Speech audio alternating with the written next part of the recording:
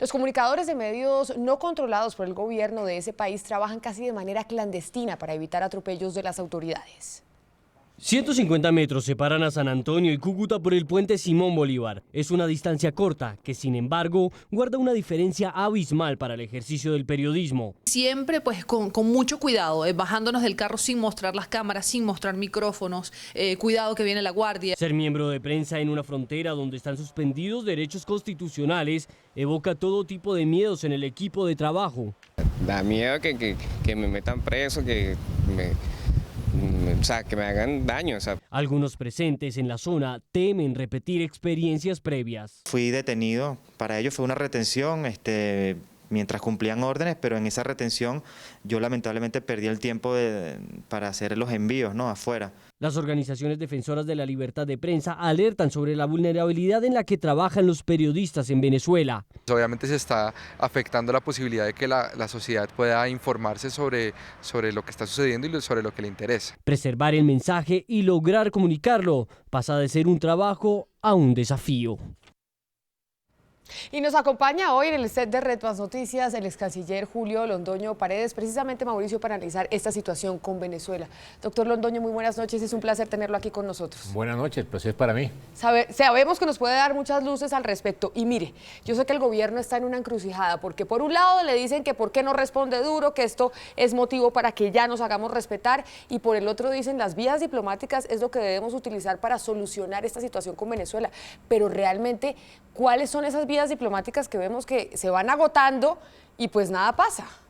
Bueno, yo creo que ante todo, en una situación de estas características, introducir elementos de vehemencia y altisonantes no es conveniente, porque de todas maneras lo que hacen es complicar más las cosas en lugar de arreglarlas.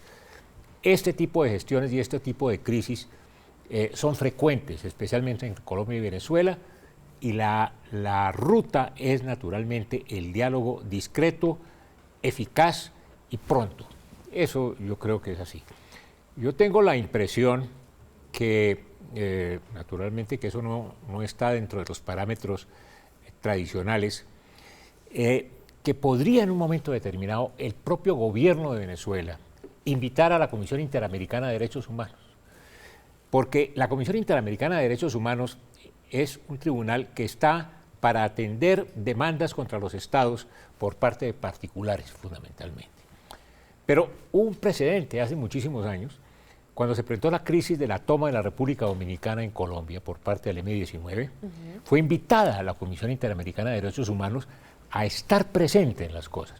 No tenía ningún objeto de investigación ni nada parecido, sino estar presente. Yo creo que en un momento determinado, el gobierno de Venezuela y el gobierno de Colombia podrían invitar a la Comisión Interamericana de Derechos Humanos que estuviera presente en el proceso, que se diera cuenta de eso. El problema que hay, naturalmente, es un problema muy complejo, sí, que se deriva fundamentalmente de una cosa que toda la gente de Norte de Santander sabía: un altísimo grado de desempleo, de inseguridad, el narcotráfico, una serie de problemas muy graves que estaban en el sector de Cúcuta y de Norte de Santander, que el resto de Colombia pareció ignorarlo en un momento determinado. Doctor Julio Londoño, una cosa que muchos colombianos están preguntando en este momento, que muchos soslayan quizás por patriotismo puro, pero si un país efectivamente, un gobierno encuentra dentro de sus fronteras un número indeterminado de indocumentados, número uno, viviendo en barrios de invasión, número dos, y quizás algunos de ellos ejerciendo labores ilícitas de contrabando, número 3, ese gobierno tiene el derecho legítimo de deportar a esos extranjeros y de tomar medidas similares, no en la forma tan altisonante como lo ha hecho el gobierno de Nicolás Maduro, a las que ha adoptado Venezuela, ¿o no? Yo creo que en principio todo Estado tiene la posibilidad de hacerlo, pero el hecho de hacerlo, especialmente en un momento como el actual, con la condición de Europa y las migraciones subsaharianas, la situación en el mundo, es muy difícil proceder a hacerlo en ese sentido. Esa posibilidad, que era mucho más eficaz y más posible hace algunos años, en este momento es mucho más difícil, porque la comunidad internacional está atenta a todos estos desarrollos. Y si no lo está haciendo Italia, Francia, España, Grecia, no lo puede hacer Venezuela. Es canciller, una pregunta. Hay muchos colombianos que piensan que las relaciones bilaterales entre Colombia y Venezuela no están funcionando y no va a salir nada de esa reunión que va a ser el próximo miércoles. Y se preguntan los colombianos qué pasa con los organismos multilaterales, qué pasa con Naciones Unidas, qué pasa con la OEA y qué pasa con la UNASUR. ¿Hay forma de sancionar a Venezuela por supuestas violaciones del derecho internacional humanitario a ciudadanos colombianos como lo ha denunciado el procurador? No hay. Yo no veo posibilidades eso se presente. Puede darse, que es un caso muy especial, una demanda del Estado colombiano contra el Estado venezolano por la violación de derechos humanos, a pesar de que la Comisión Interamericana de Derechos Humanos atiende fundamentalmente, son demandas de particulares contra los Estados por violación de derechos humanos. Entonces, en principio, eso sería muy difícil hacerlo.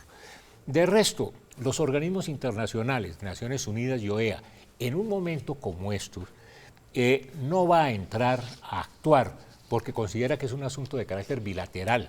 Por todas partes hay problemas mucho más complicados que este, o problemas parecidos. Fíjese usted que, por ejemplo, en la situación entre Paraguay y Brasil, entre Bolivia y Argentina, es muy frecuente este tipo de cosas y no se va la OEA a meter, por decirlo así, a mediar o a gestionar o a tomar medidas que además nunca van a resultar eficaces.